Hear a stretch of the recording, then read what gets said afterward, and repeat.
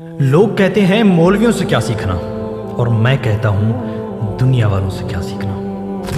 पांचवा कलमा सुना सकते हैं? जी बिल्कुल सुना सकते सुनाए। हैं। पांचवा कलमा अस्तगफिरुल्लाह रब्बी मिन कुल्ली ज़ंबिन अज़नबतु अमदन अबदा अबदा सिरतहु वतूबु इलैहि।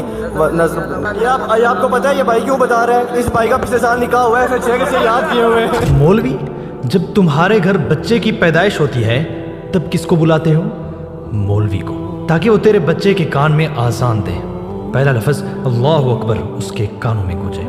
जब वो बच्चा थोड़ा सा बड़ा होता है तो किसके पास भेजते हो? मौलवी के पास, ताकि वो कुरान सिखाए, बिस्मिल्लाह कहना सीखे और वो दीन सीखे जिसके बारे में कब्र में सवाल होगा। और जब वही इंसान मरने लगता है तो फिर किसको बुलाते हो? मौलवी को, ताकि वो उसका जनाजा पढ़ाए।